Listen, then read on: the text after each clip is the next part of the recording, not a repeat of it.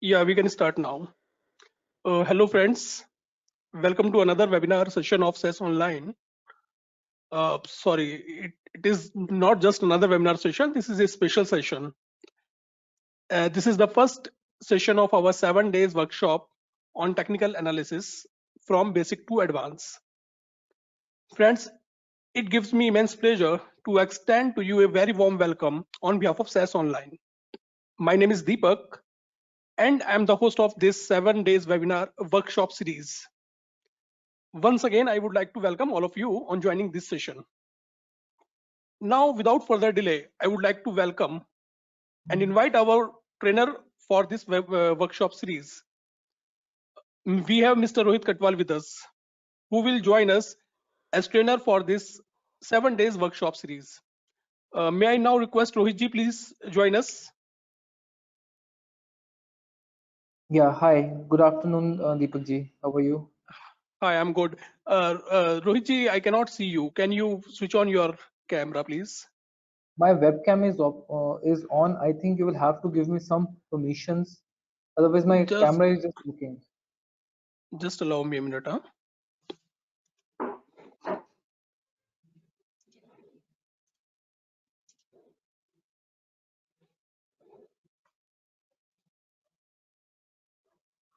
Yes, sir. Now I can see you. And my screen is visible properly.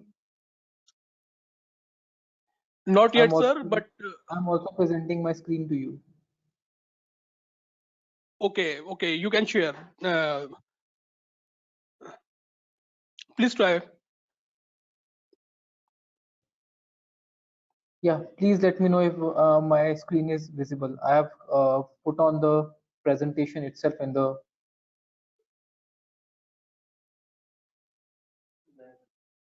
I think there is a net issue. Uh, can anyone from the viewers can confirm?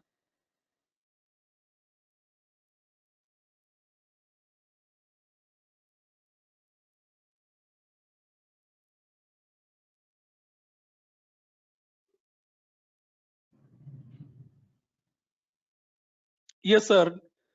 We have your screens with us. Okay, so I think we should start. Yeah, Rohit ji, we should start. But before that, a few questions for you. अभी तक तो हम advance topics पे कुछ webinar session कर रहे थे और काफी अच्छा रिस्पांस रहा है हमारा, जो ऑडियंस की तरफ से हमको मिलता रहता है regular feedback. Now the question is कि अभी why this 7 days workshop and how this will be benefited for our traders, what is the agenda, क्या हम करने वाले हैं अगले 7 दिनों में, कुछ टाइमलाइन, कुछ टेक अवेज. Look, हम लोग एक पर्टिकुलर प्लेटफॉर्म के ऊपर इस वक्त इस सारे वेबिनार्स को वर्कशॉप्स को हम लोग डिलीवर कर रहे हैं, ठीक है. And okay, we have to understand that every trader out there is not an advanced trader. Every trader is not working on advanced technical analysis. Everybody is not working on the options trading. There might be, because SaaS online is a big platform, okay. So there are new traders who want to come into the market. There are working professionals who don't know where to start from, okay. And what they do is they fall in for the people who are not qualified enough, and they guide you in the wrong way, okay. For example, unsolicited tips etc, ठीक है, कि यहाँ buy कर लो, वहाँ buy exactly. कर लो, ठीक है. So that is why when I was having this discussion with SaaS online, I suggested कि अगर हमें एक users के benefit के लिए कुछ करना है, wider users के लिए, we let's start it from the scratch. So that is why we went for basics of technical analysis. यहाँ पे हम लोग absolute zero से start करेंगे, ठीक है. We will cover the basics of technical analysis, then we will go about candlestick patterns, then we will go about chart patterns, then we will go about the indicators, okay, the important indicators, ठीक है. उससे क्या होगा कि users को सारे elements के बारे में थोड़ा थोड़ा पता चल जाएगा, ठीक है. I have to make one thing very clear, that stock market के अंदर there is no immediate ready-made recipe, okay. Basically what we have done over the years is, since I am trading from 2009, okay, uh, I have used everything, At one time we used to even listen to the people with uh, astrological prediction on money control, economic times, ठीक है? Then we listen to the Fibonacci, Gann, like Elliott wave. There are then Wolf wave. Then there was Gann analysis, ठीक है? So over a period of 13 to 14 years, I have used so many things, ठीक है? मेरा take away एक ही रहा है कि कोई रेडीमेड रेसिपी नहीं है, ठीक है? आपको सारी चीजों का पता होना चाहिए, उन सारी चीजों को यूज करके with the help of proper risk management, proper time frame, proper indicators, what works for you, what is the probability of winning for you, आपको अपना एक खुद का सिस्टम तैयार करना पड़ता है, ठीक है? वो सिस्टम आप तभी तैयार कर सकते हो जब आपको सारी चीजों के बारे में थोड़ा थोड़ा पता है, एंड देन यू नो कि okay, McD is the indicator जो मेरे लिए वर्क करता है, इन्वेस्टमेंट है जो मेरे लिए वर्क करती है, मुझे इंट्राडे के ऊपर ट्रेड नहीं करना, मुझे स्विंग ट्रेडिंग करनी है, मैं अपना ऑफिस भी जाता हूँ, तो आई थिंक मेरे लिए वीकली टाइम फ्रेम ट्रेड करने को ठीक रहेगा, ठीक है? मेरी बाय एंड होल्ड की एक मेंटेलिटी है कि मेरे को अपने 20 इयर्स के लिए इन्वेस्ट करना है, मुझे उस तरीके से बाय करना है, ठीक है? जब आप लोगों को ये सारी चीजें पता चल जाती है ना, तो आप कहीं पे रिलाई करना बंद कर देते हो। And being a big platform, I believe सास के ऊपर हर तरह के यूजर्स हैं। आपके पास इंट्राडे ट्रेडर्स भी होंगे, आपके पास इक्विटी इंट्राडे वाले भी होंगे, इक्विटी स्विंग वाले भी होंगे, then there will be some who are just investors, ठीक है? देन देयर आर सम जो अपने स्टॉक्स प्लेज करवा के ट्रेड करते होंगे, then there will be some जो प्योरली इंट्राडे की ऑप्शन सेलिंग करते हैं, देन ऐसे भी होंगे जो स्टॉक्स के ऊपर सेलिंग करते हैं, and then there will be a whole different breed जो कमोडिटीज के ऊपर ट्रेड करती होगी या करेंसीज के ऊपर ट्रेड करती होगी, ठीक है? सो माय पॉइंट इज, थोड़ी थोड़ी चीजें जब सारी चीजों की पता चल जाती है, a user gets a benefit कि यार ठीक है, मेरे लिए ये चीज स्ट्राइक करती है, मुझे इसके ऊपर वर्क करना चाहिए। Great. Then they move towards building their own system rather than relying on somebody कि हाँ यार मुझे बताओ कैसे करना Perfect, Rohit ji, है। perfect. And That is for right. viewers, guys, we are, as I said, 7 days workshop, and the same link will be working for webinar. Means you have registered now. All 7 days you can join the sessions with the same link. So we will appreciate if you join because this is a series which is going in a systematic way. या because I must say कि चीजें एक के ऊपर एक buildup करेंगी, ठीक है? That is why when we do this particular webinar today और workshop today, we will be first discussing about the technical analysis, we will be discussing with you the chart types, okay, we will be discussing about the dot theory, okay, that is what we will be discussing today. After that slowly and steadily हम इस चीज के ऊपर आगे buildup करेंगे, हम लोग बात करेंगे कैंडलस्टिक पैटर्न्स की, and believe me there are thousands of candlestick patterns, but हम लोग सिर्फ 7 या 8 या 10 की बात करने वाले हैं। Then we will be talking about the support and resistance. After that इन दोनों को यूज करके हम लोग जाएंगे अपना ट्रेंड एंड ब्रेकआउट्स के ऊपर, रिट्रेसमेंट्स के ऊपर एंड एक्यूमुलेशन डिस्ट्रीब्यूशन के ऊपर। then we will be working upon trend indicators, momentum indicators, and volatility and volume indicators. So by the time we have ended this 7-day workshop, आपको एक pretty much good idea हो जाएगा कि मुझे technical analysis के regarding, मेरी trading के regarding किस चीज के ऊपर वर्क करने की जरूरत है। Okay, Great, Rohit ji. We can start, and over to you, sir. okay. So today we are going to talk about technical analysis. Okay, so this is going to be the contents of today's discussion. Okay, I will be giving you a brief introduction about why we use technical analysis, why it is widely used. Then I will be talking about what is the significance of the price, price को हम लोग कैसे एक particular time frame के साथ understand करते हैं, and based upon this price and time frame according to what you are comfortable with, what is your trading time frame, we will be talking about line chart, bar charts, and candlestick, which is for absolute beginners. Okay, and finally I will tell you about the dot theory. dot theory को समझना बहुत ज्यादा जरूरी है, this is the absolute fundamental जिसके ऊपर market work करती है, ठीक है? So let's move ahead. So guys, first question is what is the technical analysis, ठीक है? टेक्निकल एनालिसिस के ऊपर जब भी हम लोग बात करते हैं तो लोग कैंडल पैटर्न्स की बात करते हैं, चार्ट पैटर्न्स की बात करते हैं, इंडिकेटर्स की बात करते हैं, but technical analysis is just not about chart patterns and everything else. जो स्टॉक मार्केट्स हैं, they are working for a very long period of time, ठीक है? 1950s, 1940s, 1930s, तब से लेके अभी तक स्टॉक मार्केट वर्क कर रही है, इवन यूएस की। इंडिया की जो स्टॉक मार्केट है वो थोड़ी सी न्यू है, but the whole idea of technical analysis is कि प्राइस ने पास्ट में जिस तरीके से बिहेव किया है, जिस तरीके के पैटर्न्स क्रिएट किए हैं, फ्यूचर में भी उसी तरीके के प्राइस पैटर्न्स जो है प्राइस फॉर्म करेगा और प्राइस उस तरीके से मूव करेगा. What is the reason for that? Reason is there is one common factor in technical analysis, that is humans. ठीक है, ह्यूमंस और उनका बिहेवियर. तो जो ह्यूमन बिहेवियर है over this period of time वो कुछ ज्यादा चेंज नहीं हुआ है. ठीक है, तो हम लोग ये मान के चलते हैं कि पास्ट में जैसे उस टाइम पे ट्रेडर्स, इन्वेस्टर्स प्राइस के ऊपर प्रिडिक्शंस करते थे, आज भी उसी तरीके से वर्क करेगा. इसका मैं आपको एक छोटा सा एग्जांपल देता हूँ. ठीक है,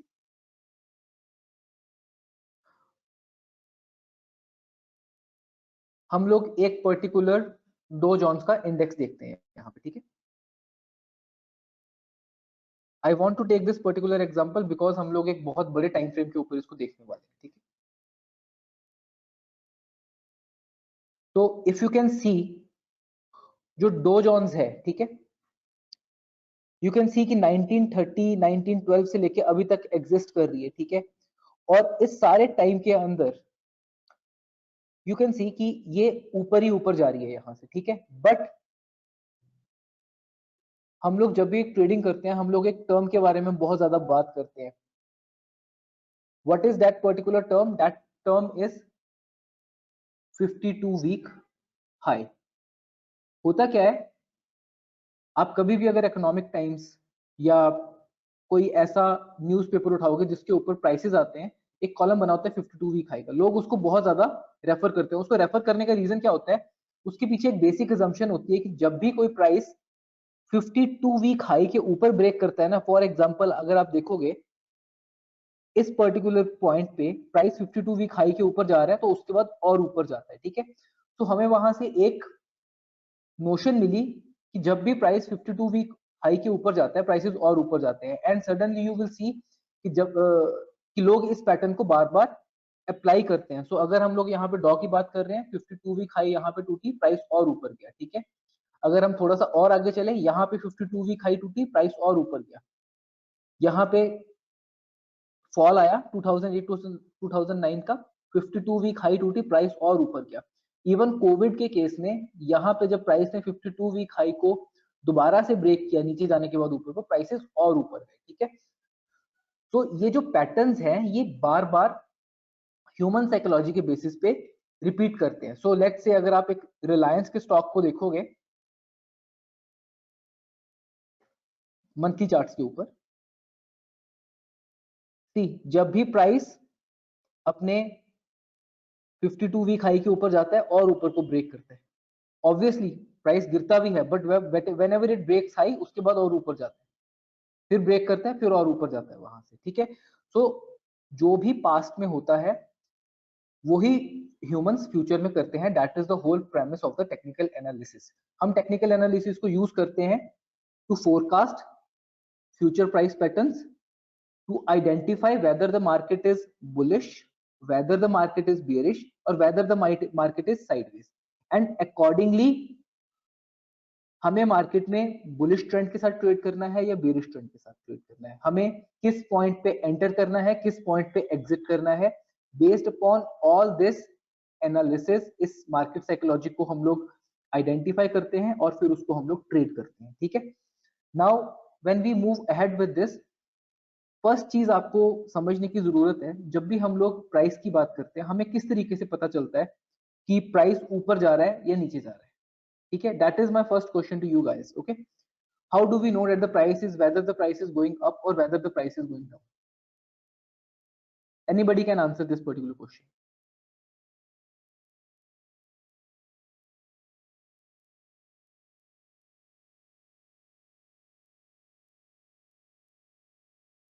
ओके, आई टेल यू. आज एक पर्टिकुलर स्टॉक है, उसका प्राइस 1000 रुपीज है. हाउ वुड यू नो कि ये प्राइस इंक्रीज हुआ है कि ये प्राइस डिक्रीज हुआ है? ऑब्वियसली आप उसको उसके पिछले दिन के प्राइस के साथ मैच करके देखोगे. अगर पिछले दिन प्राइस 900 था, ठीक है, और आज प्राइस इंक्रीज होकर 1000 रुपीज हो गया हुआ है, ठीक है, दैट मीन्स प्राइस ऊपर गया है। सिमिलरली 1000 से अगर प्राइस अब जो है 800 के ऊपर आ जाता है, दैट मीन्स प्राइस जो है यहाँ से नीचे गया है और प्राइस डिक्रीज हुआ है, ठीक है। That is why to understand कि price over a period of time ऊपर जा रहा है या नीचे जा रहा है, हमने प्राइस को इस एक्स एक्सिस जो कि टाइम है और इस वाई एक्सिस जो कि प्राइस है उसके ऊपर प्लॉट करना शुरू किया। फॉर एग्जांपल मैंने आपको डॉ का एक एग्जांपल दिया था जहां पे 1912 इवन ईयर 1900 से लेके अभी तक का डाटा प्लॉट किया, उसको हमने प्लॉट करके देखा। Now this right now is a monthly chart. Why I am showing it to you? This is an example of Reliance. As you can see, 1999 से भी पहले से जब Reliance ने ट्रेड करना शुरू किया है, अगर आप इसको आज तक देखोगे, आपको चार्ट को देख के एक चीज पता चलेगी कि the price is constantly moving in the upper direction. यहां से हमें एक ट्रेंड पता चलता है कि ओके, ये जो कंपनी है जब से अपनी इसने स्टॉक इसने अपना लॉन्च किया है तब से लेके आज तक ऊपर ही गया। जिसने भी यहाँ पे बाय किया है या इन्वेस्ट किया है, इवन इस पॉइंट पे भी जिसने इन्वेस्ट किया है, इस पॉइंट पे जिसने इन्वेस्ट किया है, इवन इस पॉइंट पे या इस पॉइंट पे जिसने इन्वेस्ट किया है, right now that person is sitting in profit. Okay, ये चीज हमको हमेशा प्राइस के चार्ट्स के ऊपर देख के पता चलती है। Now this is a monthly time frame. Just because price इस मंथली टाइम फ्रेम के ऊपर ऊपर की तरफ को जा रहा है, does that actually mean कि प्राइस अप ट्रेंड में है? That is my next question, if anybody can answer. Just because यहाँ पे प्राइस continuously ऊपर की तरफ को जा रहा है, does that mean that price is necessarily in an uptrend?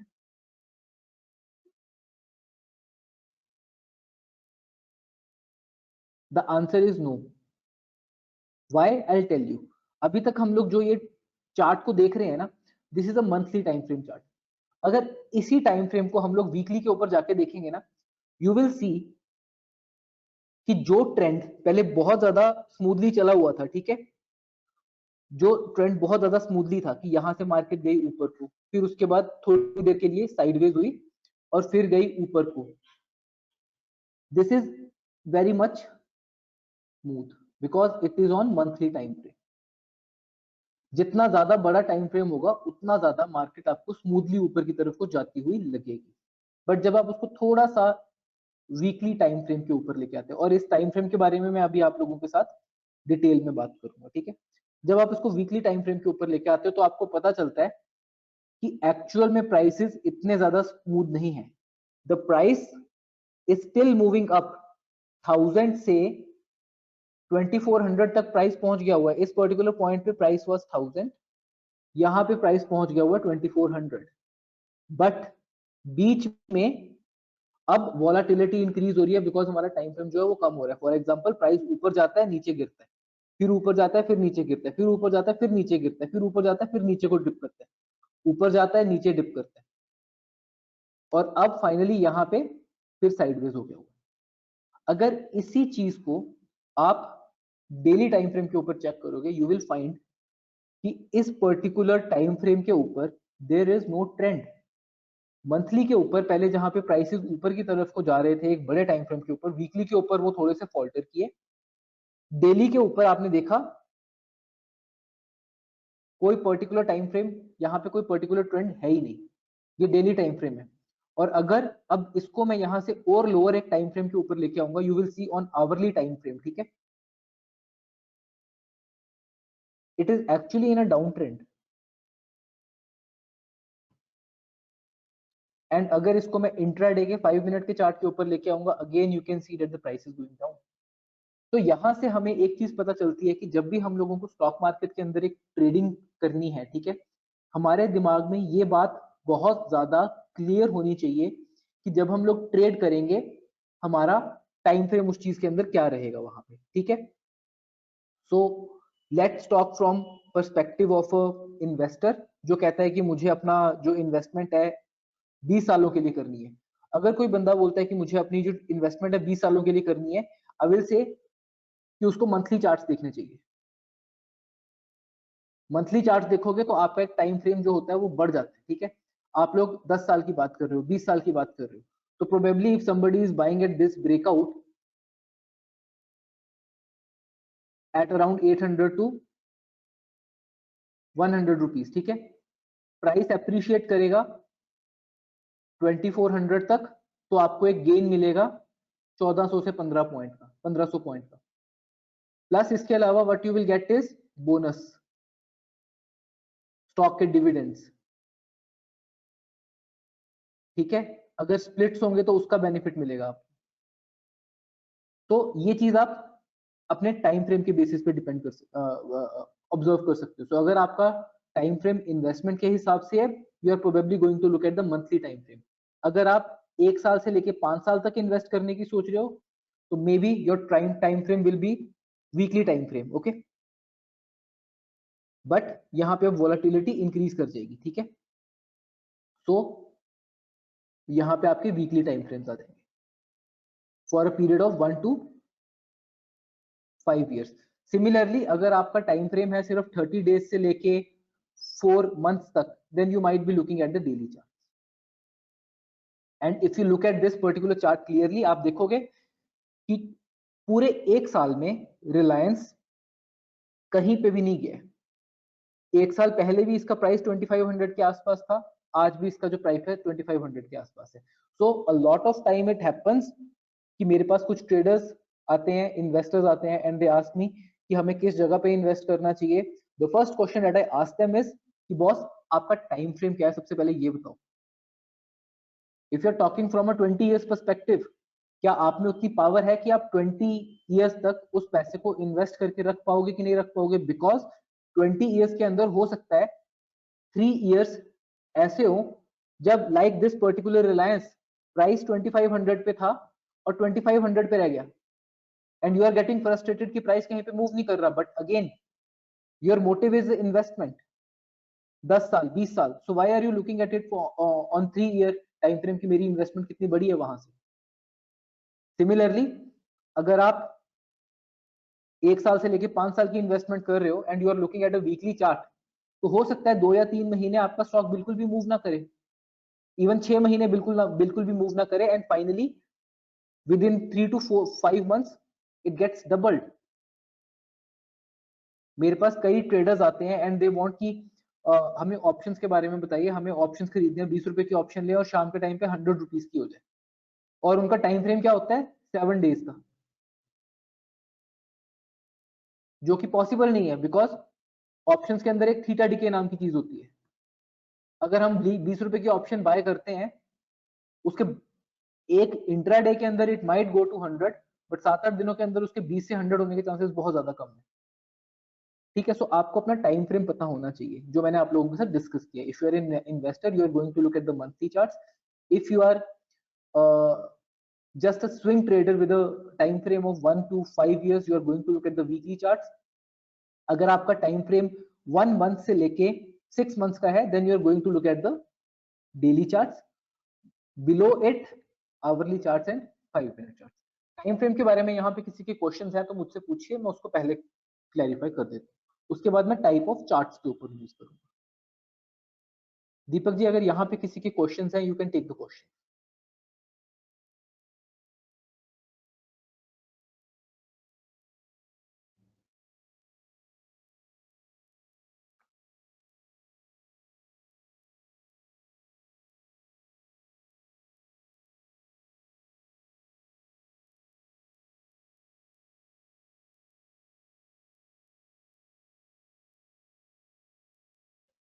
No question, sir. Okay, there are few questions. Mr. Munish is asking, what is the time frame for positional? Okay, again, positional की definition आपको decide करनी है. You have to decide what is the definition of positional. For me, I trade options positionally, but my positional is 3 to 4 days. So I'm looking at hourly charts. Okay, so when I'm looking at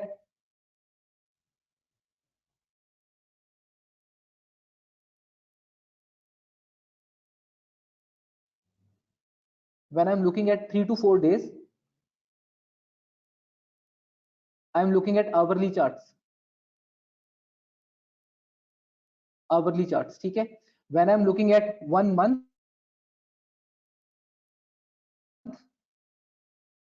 I am looking at 1 day chart, ठीक है। अगर मैं 1 month से लेके 6 month तक देख रहा हूं, ठीक है, डेली चार्ट्स। अगर मैं 6 मंथ से ज्यादा के पीरियड को देख रहा हूं, I will be looking at the weekly charts. और अगर मेरा इन्वेस्टमेंट हॉराइजन बड़ा है, then it is going to be the monthly charts, ठीक है।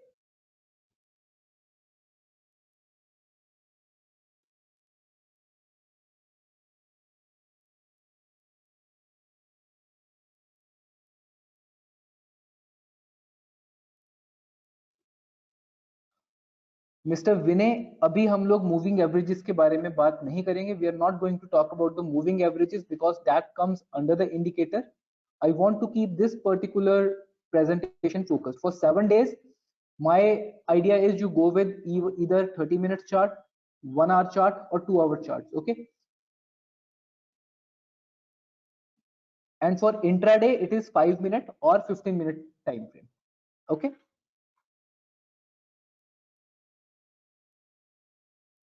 Guys, आप लोगों को एक बात समझनी पड़ेगी, हर ट्रेडर का, हर इन्वेस्टर का, हर इंडिविजुअल का पोजिशनल भी अलग होता है, ठीक है। दैट इज वाई मैंने स्टार्टिंग में आप लोगों से एक बात की थी, मैं आप लोगों को सारी चीजों के बारे में बताऊंगा, बट इंडिकेटर बेस्ट कौन सा है आप डिसाइड करोगे। चार्ट पैटर्न वर्क कौन सा करता है, सारे चार्ट पैटर्न्स के अंदर आप डिसाइड करोगे, ठीक है। सिमिलरली पोजिशनल के लिए आपके पोजिशनल के लिए टाइम फ्रेम बेस्ट कौन सा है, whether it is 1 hour, 1 day, 1 week, 1 month, अपने सर्कमस्टांसिस के बेसिस पे, अपनी होल्डिंग कैपेसिटी के बेसिस के ऊपर, ठीक है, अपनी इन्वेस्टमेंट मनी के बेसिस पे आपने डिसाइड करना है कि आपके लिए क्या वर्क करता है, ठीक है।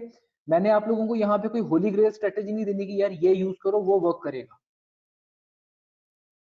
आपको पता है कि आप आज एक इंट्राडे ट्रेड कर रहे हो, ठीक है, 5 मिनट के चार्ट के ऊपर या 15 मिनट के चार्ट के ऊपर, ठीक है। आप एक ट्रेड लेते हो इंट्राडे के ऊपर जिसको आपने शाम के टाइम तक फिनिश करना है।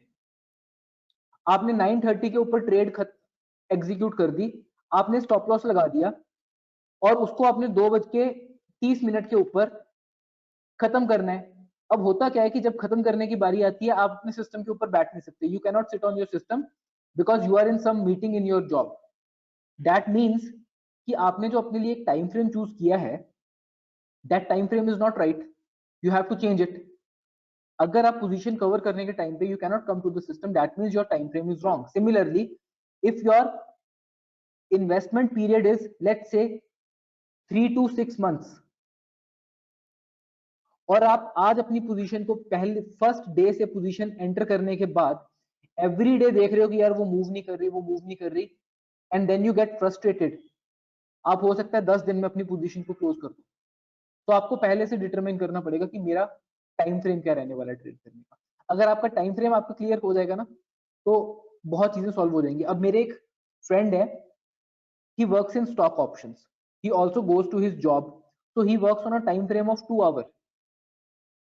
Okay, the reason why he works on 2 hours because he says कि मुझे सिर्फ दिन में 3 बारी मार्केट को देखना है कि मेरी पोजीशंस सही जा रही हैं कि गलत जा रही हैं, और 3 बारी अगर देखना हो मार्केट का, मैं अपने मोबाइल से भी देख सकता हूँ, मैं पोजीशंस को मैनेज कर सकता हूँ। तो his focus is very clear कि मुझे स्टॉक ऑप्शंस करनी है, मेरा मैक्सिमम ट्रेडिंग डेज कितना है, 22 डेज का, बिकॉज एक महीने के अंदर 22 डेज होते हैं। So he is working on a 2 hour time frame because trade के अंदर उसको 10 डेज के लिए रहना होगा जब वो ऑप्शन सेल करेंगे पे। तो अपना एक टाइम फ्रेम जो है आप लोगों को स्टार्टिंग से ही चूज करना पड़ेगा, ठीक है। For intraday it is 5 minute और 15 मिनट्स और इवन 10 मिनट्स। 4 से लेके 10 डेज तक it is going to be 1 hour और 2 आवर टाइम फ्रेम। एक महीने से ज्यादा 6 महीने तक के लिए you have to work on the daily time frame. 6 month से ज्यादा का टाइम फ्रेम है, you can look at the weekly time frame. अगर आपका बिल्कुल लॉन्ग टर्म टाइम फ्रेम है, work upon the monthly charts. Okay, now let's discuss about the chart types. There are 3 types of chart types. एक होते हैं हमारे line charts, एक होते हैं हमारे बार चार्ट्स, एक होते हैं हमारे कैंडलस्टिक चार्ट्स, ठीक है। नाउ ये जो चार्ट हम लोग यहाँ पे देख रहे हैं ये कैंडलस्टिक चार्ट है। Now and this particular time frame is the monthly time frame, ठीक है। यहाँ पे जो ये प्राइस की इस टाइम पे रिप्रेजेंटेशन है based upon the candles, okay, this is little complex for new traders. The basic is the line chart. Line chart का मतलब क्या होता है कि जहां पे भी लास्ट ट्रेडेड प्राइस होता है ये लाइन उसको रिप्रेजेंट करती है। For example, since this is a monthly time frame, right now the January is going on, ठीक है। सो जनवरी तक, जनवरी के पूरे मंथ के अंदर this particular price, this particular line is going to just fluctuate here and there, okay। हो सकता है यहां से थोड़ी सी नीचे को आ जाए, हो सकता है थोड़ी यहां से ऊपर को आ जाए, but it will just show you the last traded price because this is a line chart, okay। अगर आप इसको वीकली के ऊपर चेंज कर दोगे तो इस वीक के अंदर प्राइस कहां पे मूव कर रहा है ये सिर्फ आपको एक लाइंस की बेसिस पे शो करेगा। लाइन चार्ट्स वहां पे ज्यादा काम आते हैं जहां पे आप एक चार्ट को बहुत बड़े टाइम फ्रेम के ऊपर देख रहे हो, for example monthly time frames के ऊपर, ठीक है। For example weekly time frame के ऊपर जहां पे आपको इमीडिएटली ट्रेंड बना के देखना है कि मार्केट किस साइड जा रही है। फॉर एग्जांपल अगर मैं इसको यहाँ पे रिलायंस को देखूं मंथली टाइम फ्रेम के ऊपर तो शायद मैं इसको इस तरीके से देखूंगा, ये ऊपर की तरफ को जा रहा है यहां से, ठीक है। With that said, line charts सिर्फ बड़े टाइम फ्रेम को रिप्रेजेंट करते हैं। आप इसको ज्यादा देखोगे मनी कंट्रोल के ऊपर जहां पे बड़े टाइम फ्रेम के ऊपर फोरकास्टिंग होती है, आपको लाइन चार्ट्स के ऊपर सारा कुछ दिखाई जाएगा।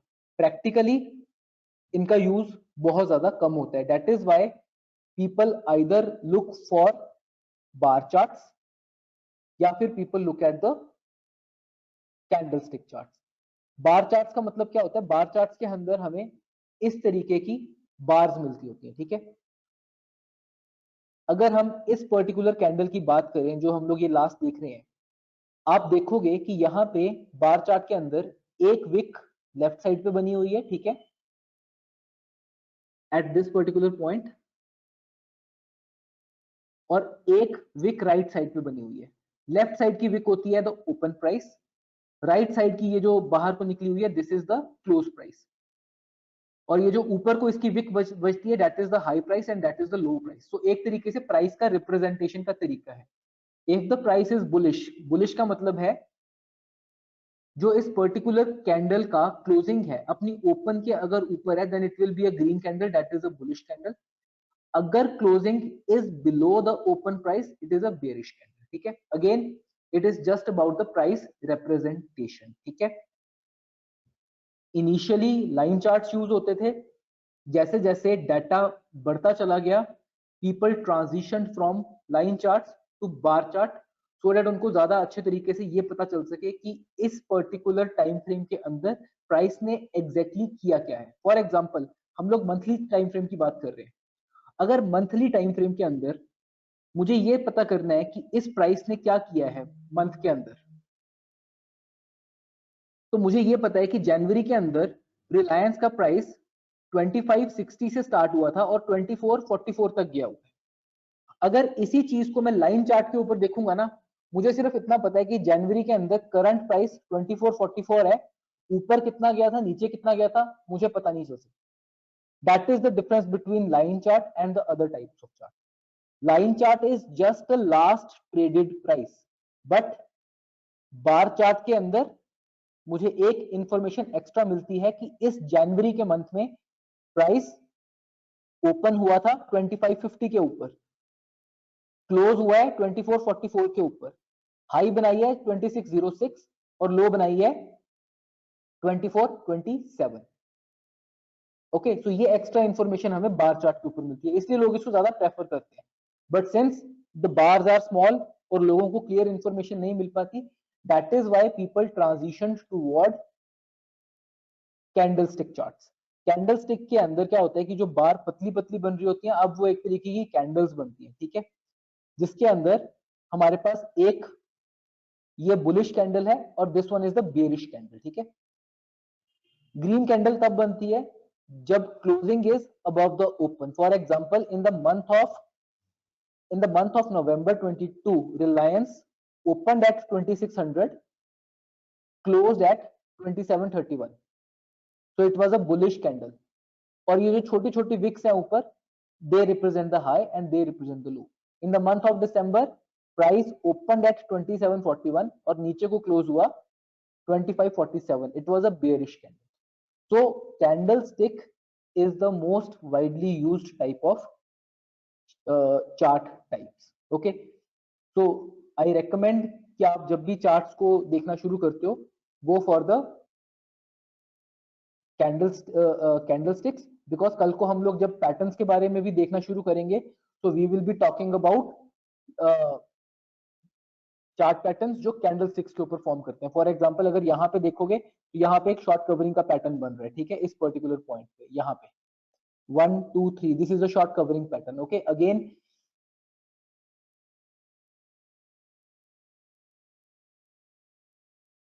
यहाँ पे बैंक निफ्टी के ऊपर ऑल टाइम हाई ब्रेक हो रही है और फिर यहाँ पे बुलिश पैटर्न बन रहा है. सो वो सारा कुछ हम लोग कैंडलस्टिक्स के ऊपर लुक करेंगे. It is just about where you are comfortable, and my recommendation is you go for candlestick charts. ठीक है, now once we have gone about the type of chart that we are going to use, let's understand about the absolute basic of stock market. ठीक है, जिसको हम लोग कहते हैं डॉ थ्योरी. ठीक है, डॉ थ्योरी की जो एक बेसिक नोशन है वो ये है कि market discounts everything in a way consistent with the efficient market hypothesis. अब हम लोग एफिशिएंट मार्केट किस चीज को कहते हैं? एफिशिएंट मार्केट एक वो मार्केट होती है जहां पे डिमांड एंड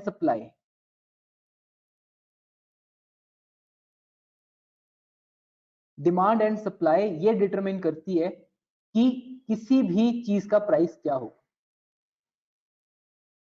ये हाइपोथेसिस स्टॉक मार्केट के अंदर भी वर्क करती है. हम लोग कई बार देखते हैं कि एक पर्टिकुलर स्टॉक है पीएनबी, उसका प्राइस गिर गिर के 30 रुपीज तक पहुंच गया हुआ है, but at the same time there is a stock like MRF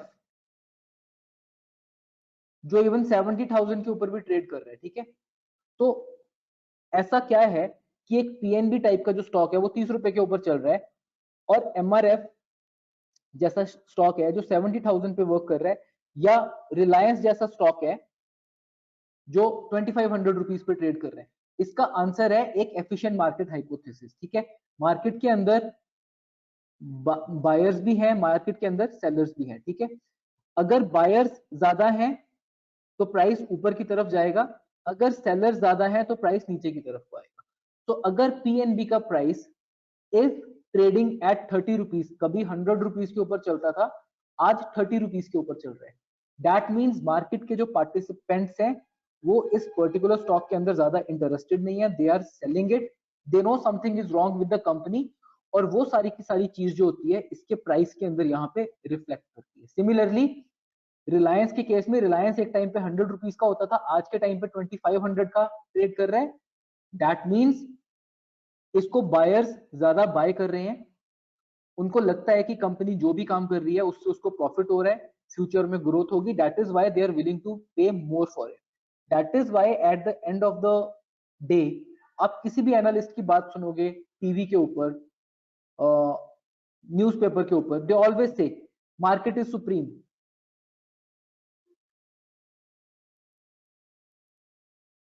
या फिर कई लोग कहते हैं कि भाव भगवान छे, the price is everything. So that is based upon the Dow theory that efficient market के अंदर जो भी प्राइस चल रहा होता है वो सीन अनसीन किसी भी तरह की जो कंपनी के साथ प्रॉब्लम्स होती हैं उसको डिटरमाइन करने के बाद बिल्कुल सही प्राइस होता है. ठीक है, सो यहां पर किसी को प्रॉब्लम है तो मुझे बताओ इस डिमांड एंड सप्लाई वाली चीज के अंदर, दैट मार्केट डिस्काउंट्स एवरीथिंग या एफिशिएंट मार्केट हाइपोथेसिस के अंदर. Otherwise I will be moving forward with rest of the components of the डॉ थ्योरी.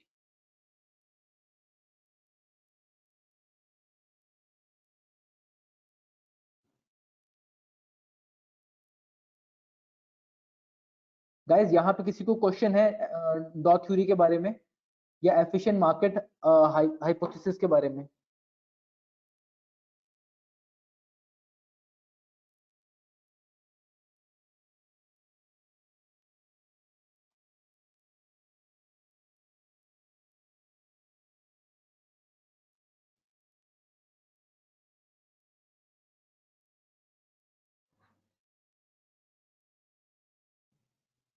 ओके, तो आई सपोज यहाँ पे इस पर्टिकुलर पॉइंट पे कोई क्वेश्चंस नहीं है। तो डॉ थ्योरी का सबसे पहला कंपोनेंट है मार्केट डिस्काउंट्स एवरीथिंग। इसको हम लोग एक एग्जांपल के साथ बात करते हैं, ठीक है। ये जो आप मेरे सामने एक चार्ट देख रहे हो, ये टाटा मोटर्स का चार्ट। I think there is a question.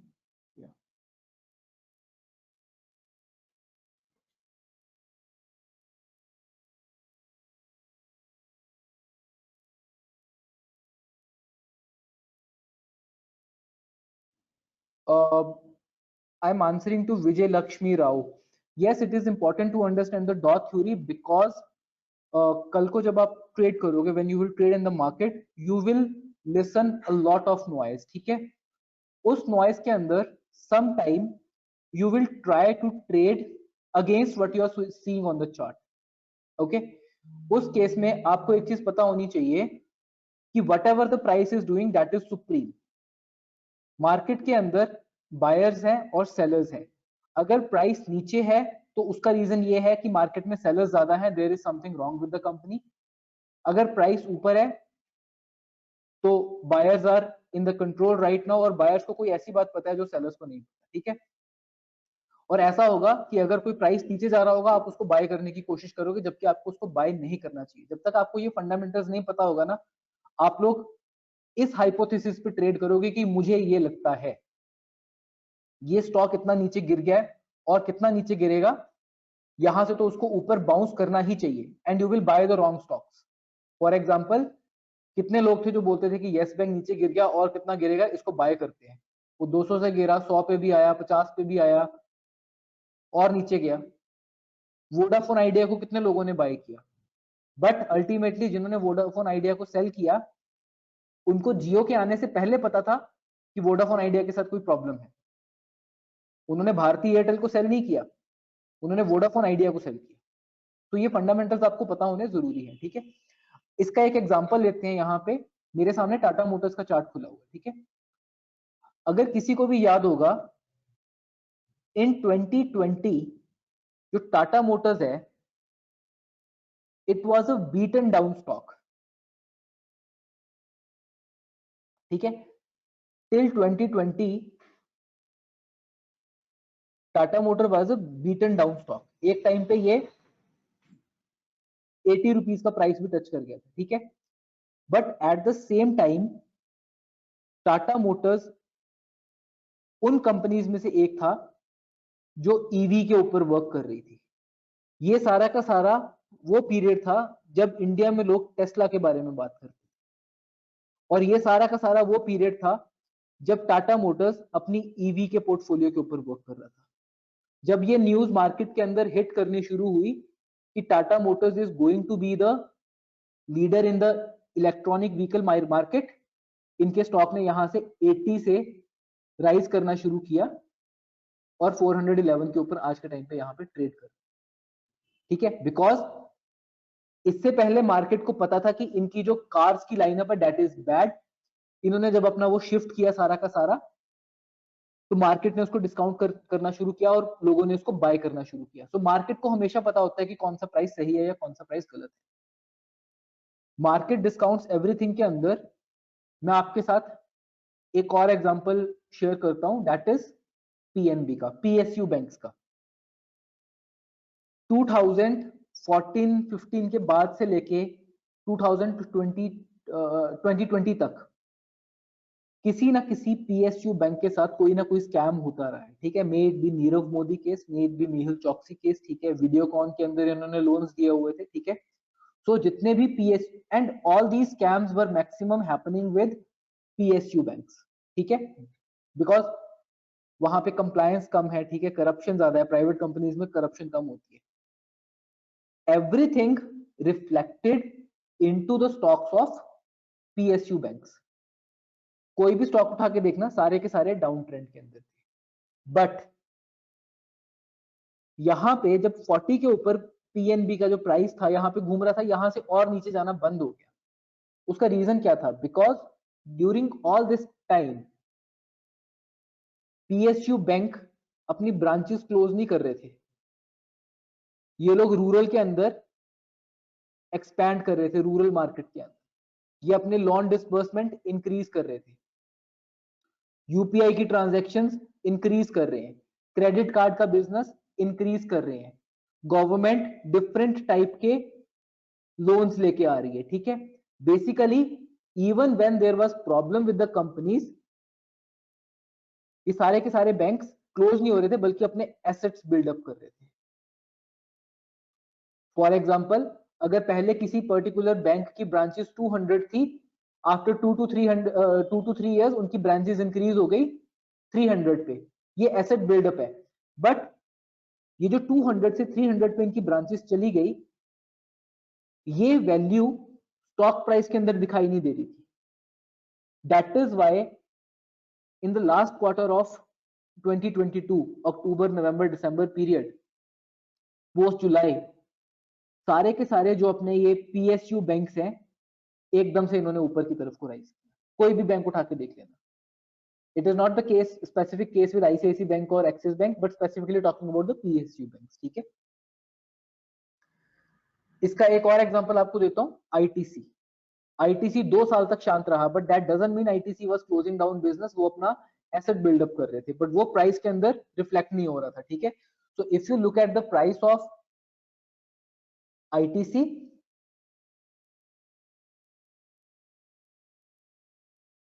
सतारह से लेके 2020 तक 3 साल it went down, it remained down, but doesn't mean कि उन्होंने अपना बिजनेस बंद कर दिया। they were increasing the assets, they were improving the operational things। और फिर इस पर्टिकुलर पॉइंट के ऊपर, इस पर्टिकुलर पॉइंट पे प्राइस उस सारे वैल्यूएशन को रिफ्लेक्ट नहीं कर रहा था, that is why it started moving up. There was no trigger, but just because market knows कि this particular stock is undervalued, that is why the demand came and it moved up।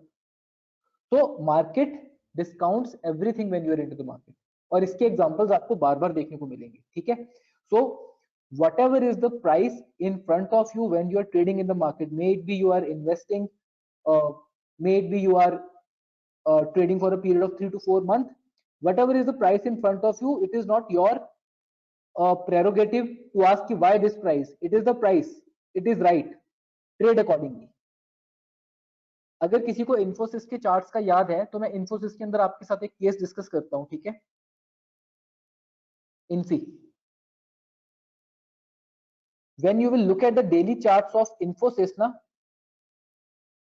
you will see इतने ज्यादा इसके अंदर gap up gap down है, ठीक है। यहाँ पे यू विल सी प्राइस यहाँ पे सडनली ब्रेक करता है, सडनली ब्रेक करता है, सडनली इतना ज्यादा ब्रेक करता है, ठीक है।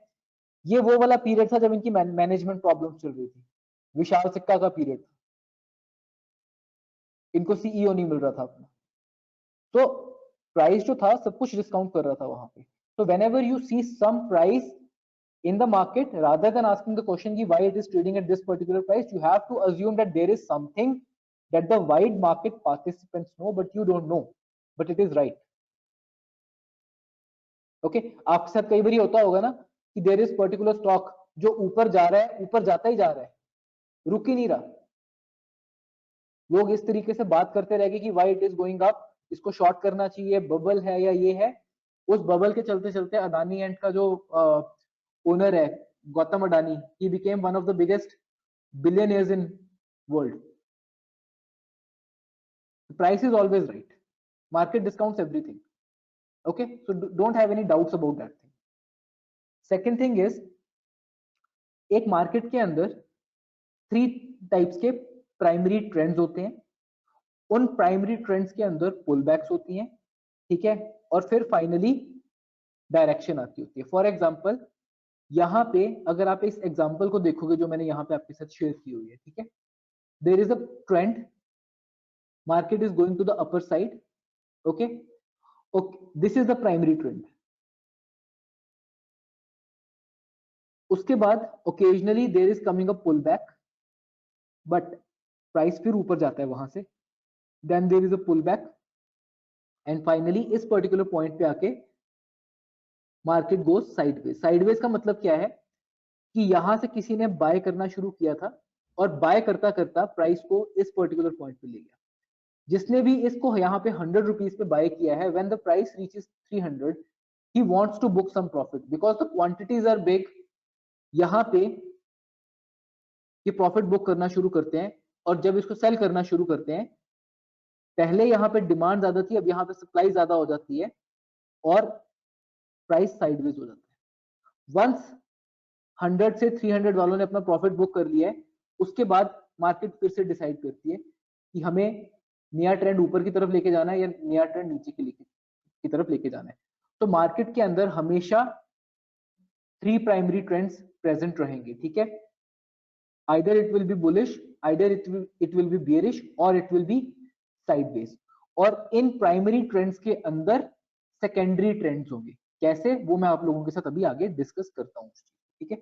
This is important for people to understand because many times what will happen is कि आप एक पर्टिकुलर प्राइस के ऊपर आप स्टॉक को परचेज करोगे और इमीडिएटली वो आपके बाय प्राइस से नीचे आ जाएगा।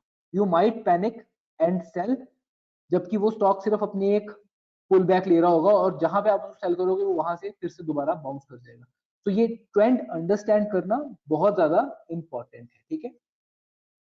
Now I am taking example of Infosys on a monthly time frame, ठीक है।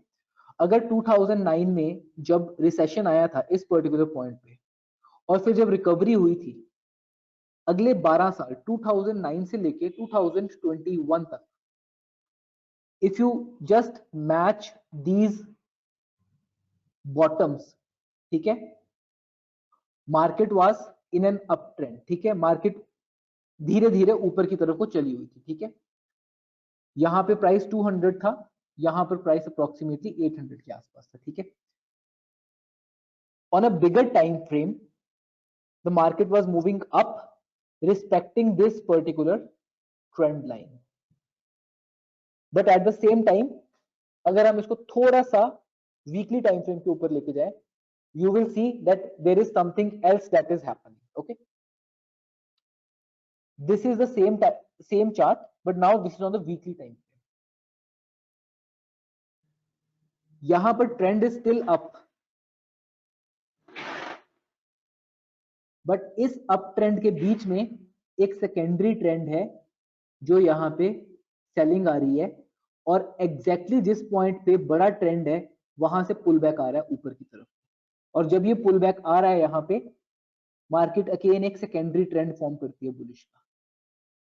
अगेन उसके बाद यहां से ये ट्रेंड ब्रेक होता है और प्राइस नीचे अपनी रिट्रेसमेंट की तरफ आता है, और फिर इस रिट्रेसमेंट के ऊपर लार्जर टाइम फ्रेम के ऊपर आके फिर से बाउंस करता है ऊपर। अब इसी चीज को अगर हम लोग डेली टाइम फ्रेम के ऊपर एक टाइम फ्रेम और नीचे लाके देखें, यू विल सी कि इन 2020 आफ्टर कोविड ये 52 वीक हाई ब्रेक हुई यहां पे, और इस पर्टिकुलर पॉइंट पे एक नए तरीके का डेली ट्रेंड तो शुरू हुआ, साथ के साथ एक वीकली ट्रेंड भी शुरू हुआ।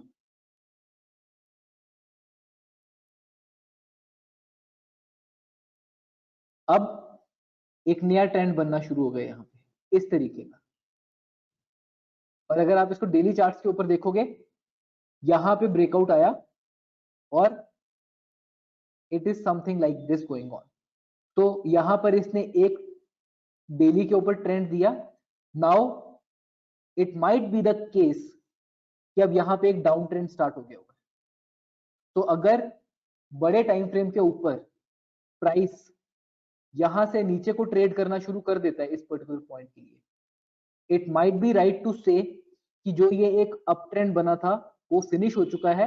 Now we are into the bearish trend of Infosys, okay. तो हमेशा there are primary big trends, उन ट्रेंड्स के बीच में देयर आर सेकेंडरी ट्रेंड्स जो कि बुलिश भी हो सकते हैं, बेरिश भी हो सकते हैं, पुल बैक्स भी हो सकते हैं और साइडवेज भी हो सकते हैं। For example this right now right here, this is the bullish primary trend. Within that trend we are getting secondary bearish trends, secondary bullish trends, secondary bullish trends, and finally a new type of trend on a bigger chart which might be changing right now, okay।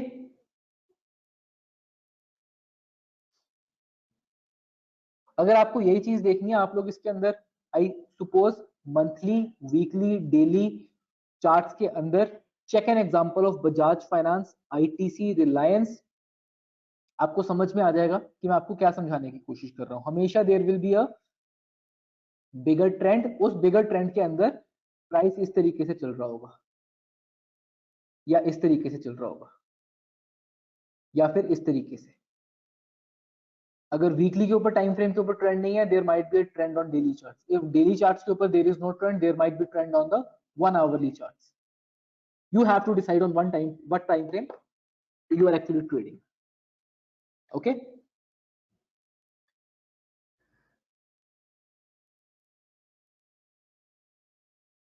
Yeah, just because prices are always going up doesn't mean they are always going to keep going up. So this is an example of Adani Enterprise. It is in an uptrend. Nifty Bank Nifty जिसको हम लोग बोलते हैं, it is going up, but at the same time this is Yes Bank. From 400 rupees it is now trading at 20 rupees. Similarly Reliance Industries. Okay, so always understand कि price के ऊपर ध्यान दो। अगर कोई प्राइस बहुत ज्यादा हाई है, it is a reason that it is high. अगर कोई प्राइस बहुत ज्यादा लो है, there is a reason that it is low. Okay,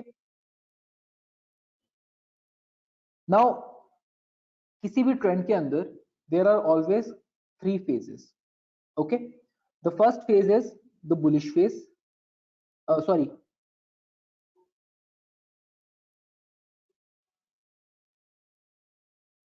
accumulation phase, then is the sideways phase, and then is the distribution phase. ठीक है, कोई भी जो स्टॉक होता है ना, उसके अंदर एट एनी गिवन टाइम, अगर मैं इसको थोड़ा सा यहाँ पे मैं आप लोगों को गलत बता गया, इसको हम एग्जांपल के साथ लेते हैं तो वो ज्यादा बेटर है। ठीक है, कोई भी स्टॉक है उसके ऊपर हमेशा 3 तरह के ट्रेंड्स प्रेजेंट रहते हैं। Either the price is moving up, it is said to be bullish, either the price is moving in a sideways direction, इस पॉइंट को हम लोग कहते हैं एक्यूमुलेशन, और डिस्ट्रीब्यूशन, और फाइनली इसके बाद एक अलग फेज होता है बेरिश। होता क्या है, whenever a company comes with IPO into the market, okay, there are promoters जिनकी स्टॉक होल्डिंग्स होती हैं, there are mutual funds जिन्होंने स्टॉक कंपनी से लिया होता है। ठीक है, so they are buying in big quantities. If they think that the price is going to go up slowly and steadily, they are buying the stock. When they are buying the stock ना, price उस particular time पे is a range bound, moving in a zigzag pattern. There is no particular direction to the market. This particular phase, if the market has to go up, is called the accumulation phase. Why accumulation phase? Accumulation phase का मतलब है कि जितने भी main participants हैं जो demand create करते हैं, they are buying this stock, they are accumulating this stock. Once उन्होंने अपनी पोजीशन बिल्डअप कर ली होती है ना, उन्होंने जितना भी बाय करना होता है बाय कर लिया होता है। Now they have bought a stock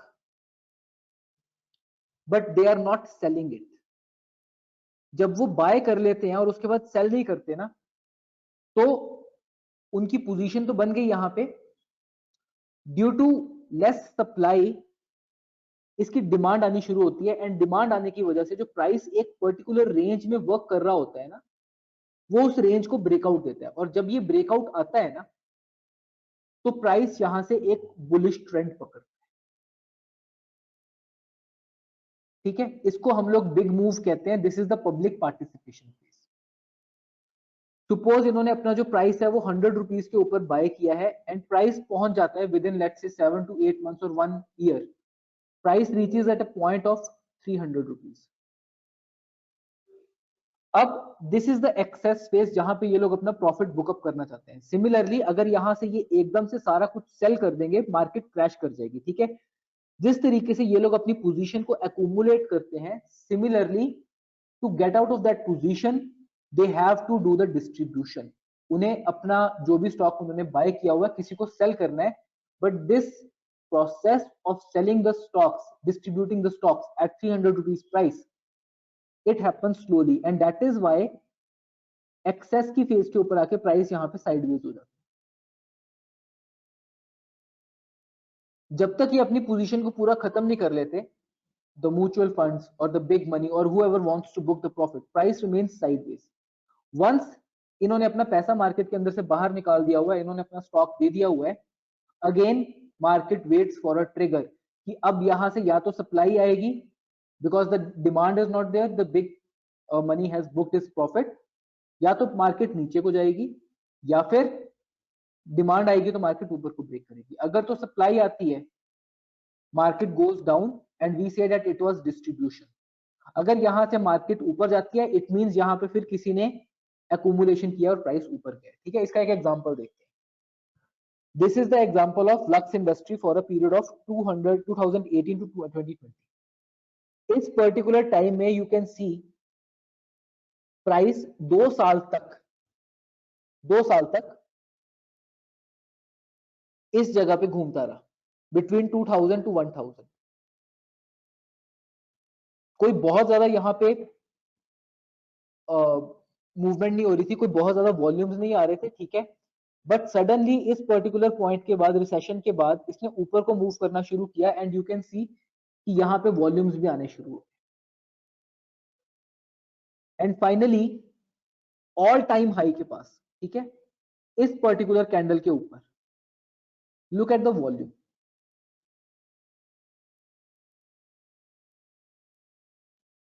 और फिर यहां से इसने सीधा जंप किया एक साल के अंदर, 2000 से प्राइस इसका 2500 रुपीज इंक्रीज होकर 4500 के ऊपर पहुंच गया। ठीक है, ये इतना जो बड़ा फेज था, this was accumulation phase.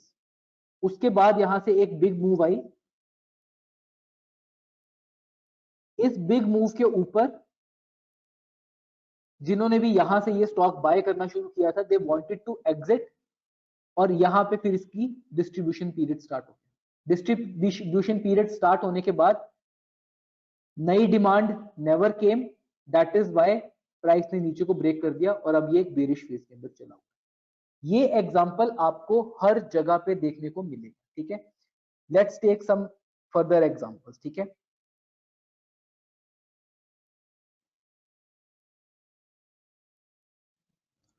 look at the case of Reliance on the monthly charts.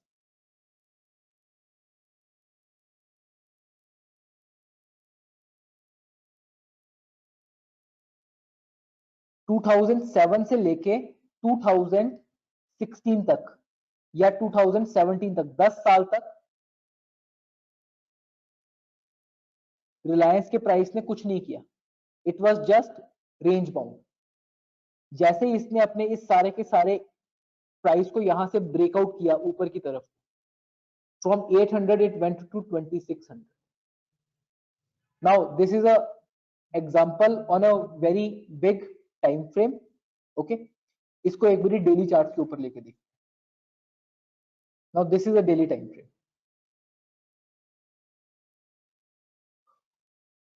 इस पर्टिकुलर पॉइंट के ऊपर, इस पर्टिकुलर पॉइंट के ऊपर यहां पे कोविड का फॉल स्टार्ट हुआ था। ठीक है, यहां पे बॉटम बनाने के बाद प्राइस ने इसको रिकवर किया और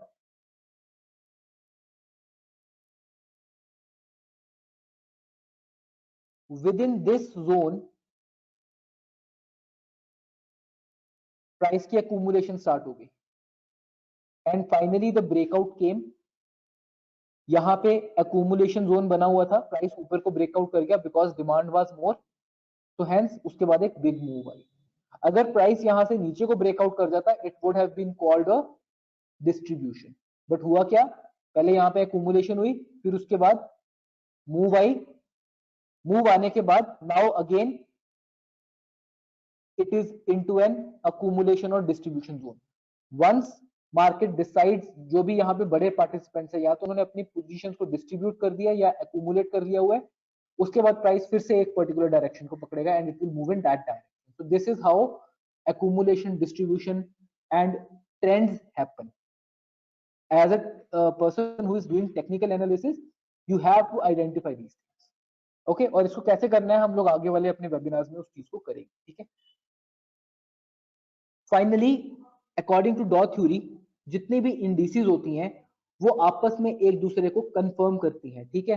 for example if the whole Indian market is going up, then Nifty 50 भी बुलिश है, बैंक निफ्टी इज बुलिश, ठीक है। Eight the same time if you look at the Nifty 500 also, it is also bullish. That means all the indices are confirming with each other. Okay, indices के बीच में positive correlation भी हो सकता है, negative correlation भी हो सकता है। नाउ आज के टाइम पे the whole world is connected right now, तो यू कैन सी कि जिस तरीके का निफ्टी का चार्ट बन रहा है ना डेली चार्ट के ऊपर या वीकली चार्ट के ऊपर, सेम उसी तरीके का चार्ट जो है डॉ जोन्स का भी बनेगा, थोड़ा सा डिफरेंस होगा। सेम टाइम पे सेम टाइम के ऊपर डॉ जोन के ऊपर फॉल आया, सेम टाइप के ऊपर हमारी निफ्टी 500 के ऊपर, बैंक निफ्टी के ऊपर, बैंक निफ्टी के ऊपर। So when our market recovered, so does the Dow Jones also. And similarly कई indexes ऐसे भी होते हैं जिनके अंदर there is a negative correlation. How is it a negative correlation? Covid का पीरियड देखते हैं, ठीक है। ये जो लाइन चार्ट मैंने यहां पे बनाया हुआ है, this is Nifty, this is Nifty, okay.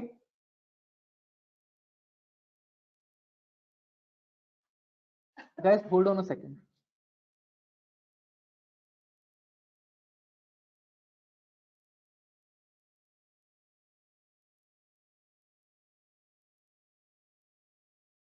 Okay, so now this is Nifty guys, okay.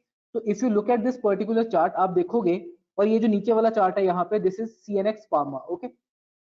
इस पर्टिकुलर पॉइंट पे Nifty was going up and up, okay, eight this particular point, but at the same time pharma sector was hold down, ठीक है। जिस time पे Covid start हुआ, Nifty tank, initially pharma sector भी यहाँ पे tank कर गया था नीचे को, but because of Covid market के ऊपर उसका बैड इंपैक्ट था, जो फार्मा कंपनीज थी उनके ऊपर उसका पॉजिटिव इंपैक्ट था। तो जब सारा वर्ल्ड कोविड-19 से सिचुएशन को फेस कर रहा था, फार्मा सेक्टर रिकवर्ड, निफ्टी पूरी रिकवर नहीं की, निफ्टी को रिकवर करने में 1 साल लग गया, but the pharma sector it started forming new highs. तो whenever you are doing the technical analysis, आपको सेक्टर एनालिसिस भी करना पड़ेगा कि जो मेरा सेक्टर है वो ब्रॉडर मार्केट के साथ वर्क कर रहा है कि नहीं कर रहा है, वर्ल्ड मार्केट के साथ वर्क कर रहा है कि नहीं कर रहा है। फॉर एग्जांपल यूएसडी आईएनआर का निफ्टी के साथ एक इनवर्स रिलेशन होता है। सो अगर रुपी के प्राइसेस गिरते हैं तो उस दिन निफ्टी भी गिर जाती है, बिकॉज एक्सपोर्ट्स के प्राइसेस बढ़ जाते हैं वहां पे, ठीक है। सो आपको एक इंडेक्स का एनालिसिस भी करना पड़ेगा कि इंडिसेस जो है एक दूसरे को कंफर्म कर रही है कि नहीं कर रही है। That is why most of the traders at the end of the day are always looking कि एसजीएक्स निफ्टी के ऊपर क्या हो रहा है, डॉ जोन्स के ऊपर क्या हो रहा है, उसका अगले दिन हमारी मार्केट के ऊपर क्या इफेक्ट पड़ेगा, ठीक है। So the fourth point is indices must confirm each other. And finally जब भी एक ट्रेंड आता है, like I said, it is all demand and supply, okay, demand and supply. तो अगर मार्केट बुलिश ट्रेंड बना रही है और वॉल्यूम्स इंक्रीज हो रहे हैं, ठीक है, इसका मतलब जो ट्रेंड फॉर्मेशन हुई है उसके अंदर लोग पार्टिसिपेट कर रहे हैं, ट्रेंड आ रहा है, वॉल्यूम उस चीज को कंफर्म कर रहा है। Similarly if a stock is falling and the volume is increasing, that means sellers are active on that particular stock, ठीक है। सो अगर राइजिंग मार्केट के अंदर वॉल्यूम इंक्रीज हो रहा है, that means the bulls are participating in the market. Similarly if in a falling market the volumes are increasing, it means the bears are in control of the market. तो आप जब भी एक trend identification करोगे market के अंदर primary trends के साथ, सेकेंडरी ट्रेंड्स के साथ, you will also have to look at the volumes कि वॉल्यूम्स किस तरीके से वर्क करते हैं। For example look at this example of Adani green, ठीक है। इस अक्यूमुलेशन फेज के ऊपर लुक एट द वॉल्यूम, जब यहां से ये ऊपर की साइड को ब्रेक कर गया, एवरीवन वाज सेइंग कि नहीं ये बहुत ऊपर चला गया हुआ, इसको सेल करो सेल करो, but the volumes kept on coming, यहाँ पे किसी ने सेल किया, वॉल्यूम्स आए, बट उससे ज्यादा वॉल्यूम्स के ऊपर यहाँ पे किसी ने बाय करना शुरू किया, प्राइस ने फिर ऊपर हाई तोड़ा, इस पर्टिकुलर कैंडल पे यहाँ पे बहुत बड़ा वॉल्यूम आया, but this is an indecisive candle, it can very well be a buying also. उसके बाद there was no follow up selling, but यहाँ पे बाइंग आनी शुरू हो गई, यहाँ पे बाइंग आनी शुरू हो गई। फाइनली जब प्राइस ने यहाँ पे ऊपर की साइड को ब्रेकआउट किया, again the volumes were coming, यहाँ पे प्राइस जब ऊपर को जा रहा है, वॉल्यूम्स आर कमिंग। तो जब भी there is a trend, volumes will confirm it. Okay, hypothetically, let's just look at what happened with um, Yes Bank, and let's put volume into it.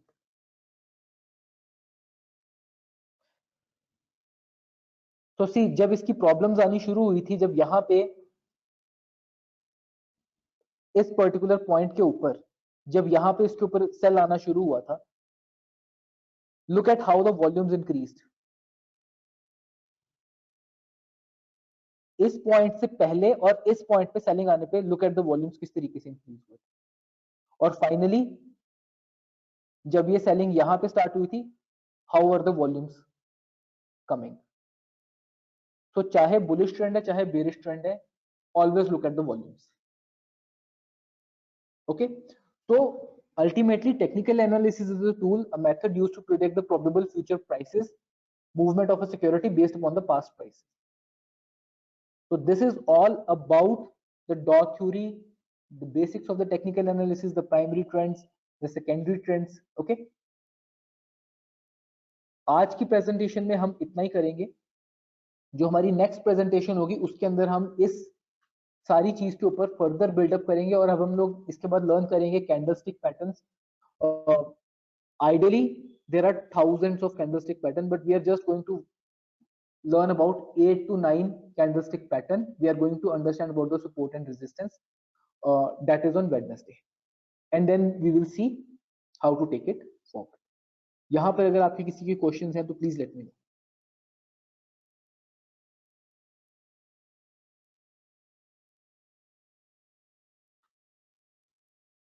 Deepak ji, are you there?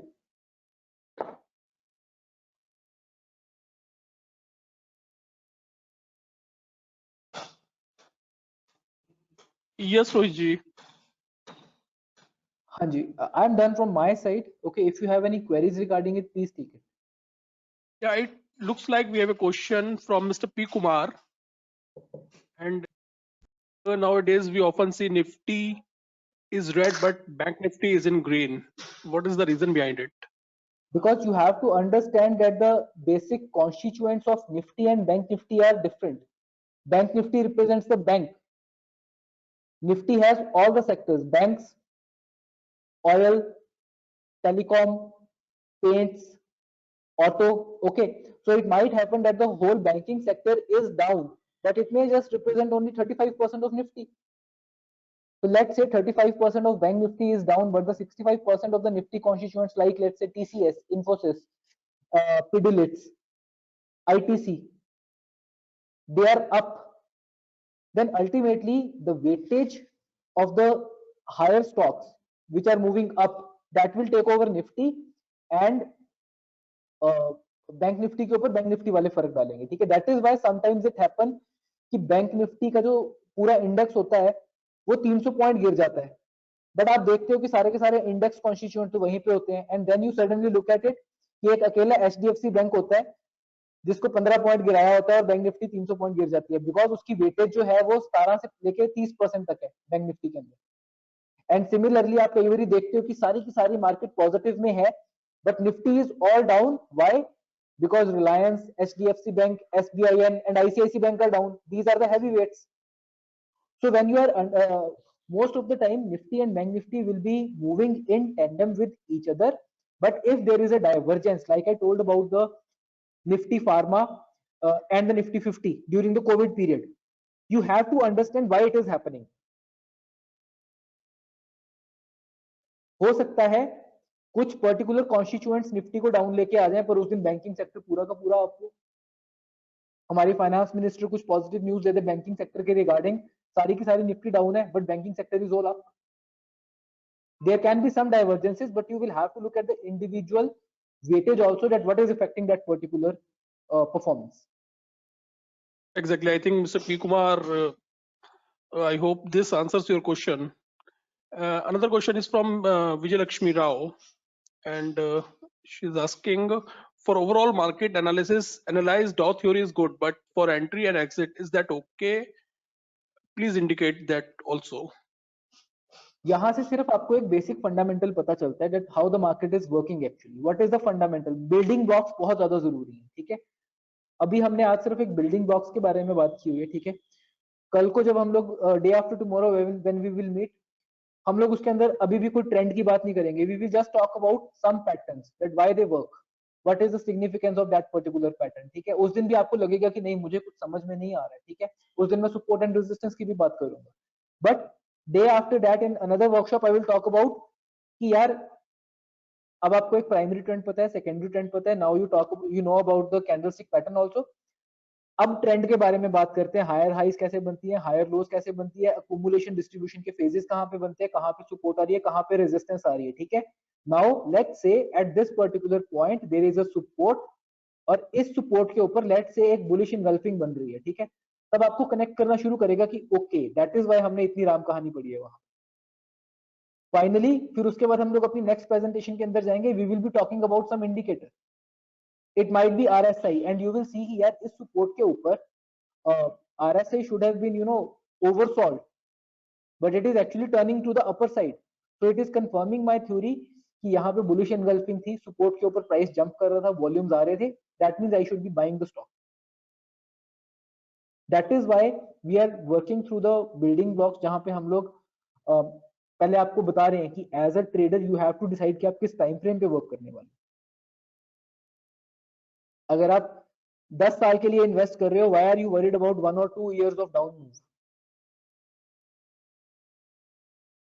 अगर आपने 1 साल के लिए market में पैसा लगाया है, तो आप इंट्राडे में एक दिन के अंदर 3 या 4 रुपए प्राइस इधर उधर जाता है वो देख के क्यों तंग हो रहे हो? Fair explanation, Rohit ji. Can we move to the next question?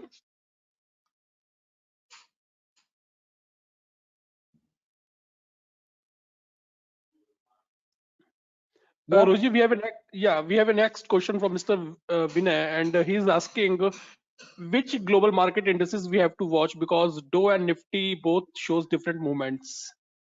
Dow Jones is enough, but you have to understand that normally all the markets work in tandem. They are here and they are little bit here and there, but some events have global repercussions. Okay, most of the time you will see that the Dow Jones is following the Indian market because Indian market opens first as compared to the Dow. It starts from Japan, then it goes to China, then it goes to India, then FTSE, then DAX, then Dow. You don't have to watch everything, but you just have to keep an eye on some events which is going to have repercussion. For example, if a big scam like scam, or let's say policy event like demonetization happen or Balakot airstrikes happen, it is a type of a random event or which is a black swan event जिसको किसी को नहीं पता, ठीक है. उसकी repercussion हो सकता है हमारी मार्केट पे भी आ रही है, शाम को हो सकता है डॉ जोन्स के ऊपर भी आ जाए. एंड आई एम सेइंग कि डॉ जोन्स के ऊपर भी आ जाए बिकॉज आज के दिन में the world is connected right now. Money never स्लीप्स. Japan open होती है, जब तक क्लोज होने ओपन होती है उसके बाद चाइनीज मार्केट ओपन हो जाती है. अभी हमारी मार्केट 12:30 बजे चल रही होती है, उधर से जर्मन मार्केट ओपन हो रही होती है, लंदन की मार्केट ओपन हो रही होती है, ठीक है. ये सारा कुछ क्लोज होता है, शाम को कमोडिटीज मार्केट शुरू हो जाती है यूएस की, और मनी सारी यहीं पे घूमती है, ठीक है. तो अगर मेजर इवेंट बहुत बड़ा इंडिया में हो रहा है, उसका कुछ ना कुछ इंपैक्ट यूएस में होगा. सिमिलरली फेडरल रिजर्व वहां पे कोई रेट्स इंक्रीज करता है, it is a major event, उसका इंपैक्ट हमारे ऊपर आने वाला है, ठीक है. So broadly speaking markets are interconnected, एक जैसी चलती हैं, ठीक है, बट बहुत ज्यादा क्लोजली लुक करने की जरूरत नहीं है if you are not an option trader. अगर आप इन्वेस्टर हो, broadly they will move in tandem with each other, unless you are investing in China, which is totally opposite to what the Dow is doing or what the Indian is doing. Otherwise, broadly the markets are connected. I hope I'm clear on my point here. अगर आप 3 या 4 दिन की trading कर रहे हो, then watching SGX Nifty, DAW and Nifty, that matters to you. In that case also, for your peace of mind and your health, I suggest you work on strategies जिसके अंदर अगर ओवरनाइट कुछ होता है तो आप पहले से प्रिपेयर्ड हो उस चीज के लिए, उस तरीके से हेज्ड हो या उस तरीके की पोजीशन साइजिंग है. But until and unless there is a big event, कोई ज्यादा रिपरकशंस नहीं होती. फॉर एग्जांपल कोविड है, डजंट मैटर कि वो इंडिया से स्टार्ट होता है या डॉ की मार्केट फॉल करने से स्टार्ट करता है, it is going to impact everybody. Unemployment data है, एक दिन के लिए डॉ को इफेक्ट करेगा, हो सकता है अगले दिन निफ्टी की गैप डाउन या गैप अप के ऊपर हल्का सा इफेक्ट करेगा, not more than that. But let's say tomorrow Infosys के साथ कोई स्कैम हो जाता है, ठीक है, तो आईटी सेक्टर डाउन होगा, साथ के साथ निफ्टी भी डाउन होगी, और हो सकता है थोड़ा बहुत इफेक्ट यूएस की थोड़े से आईटी सेक्टर में आएगा, थोड़ा बहुत slightly.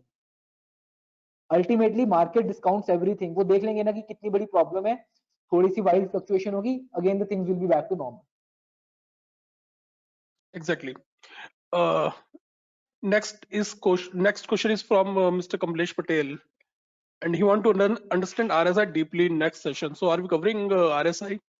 No, we are going to cover it, but not in the next session, but in these 7 workshops we are going to cover. Yes.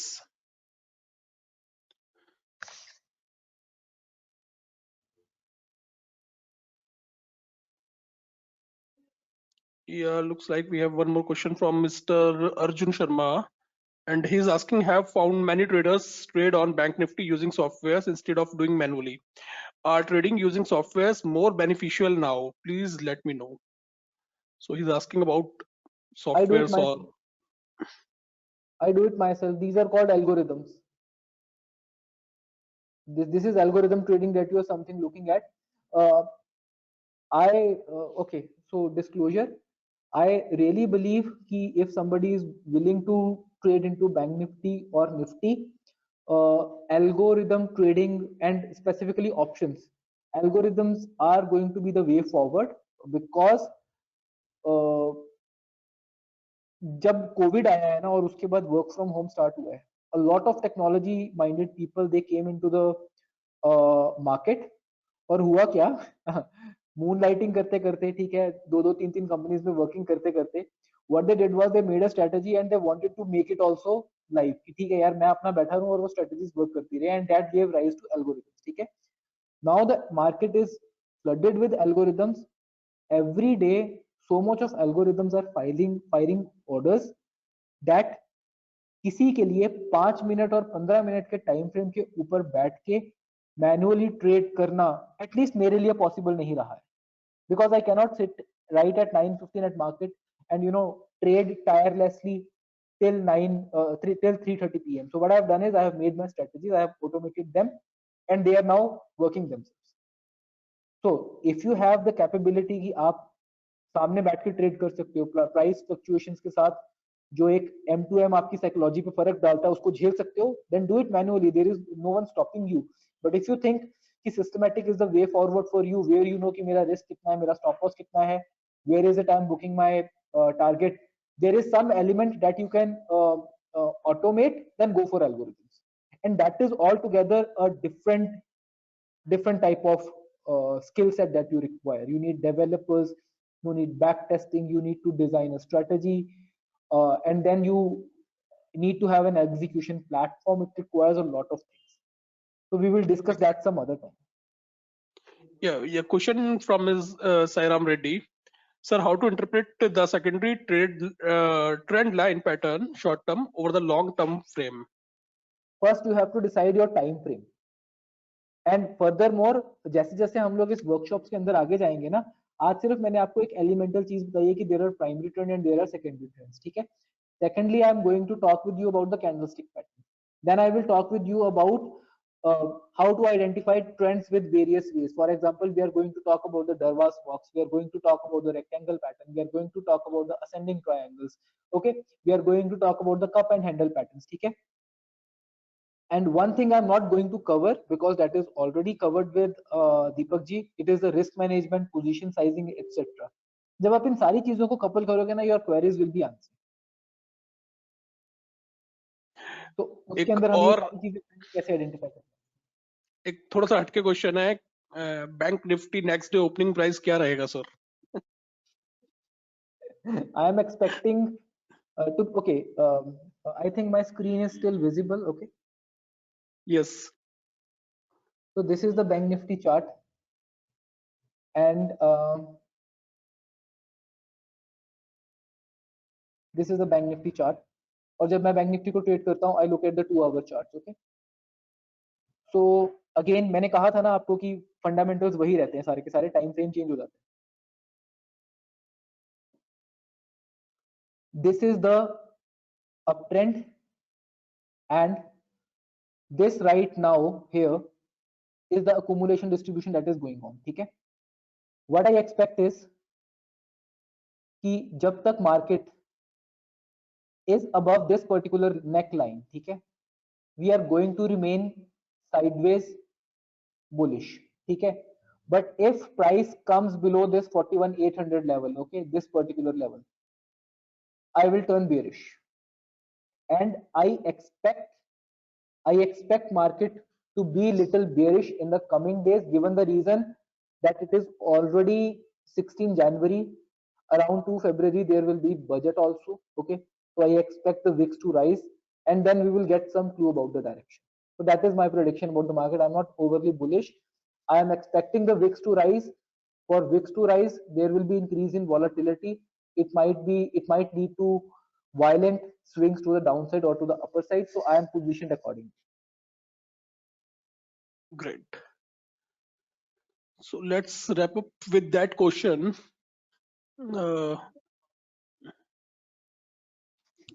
Just give me a minute. Yeah, suggest some websites for Dow Jones and Market Watch.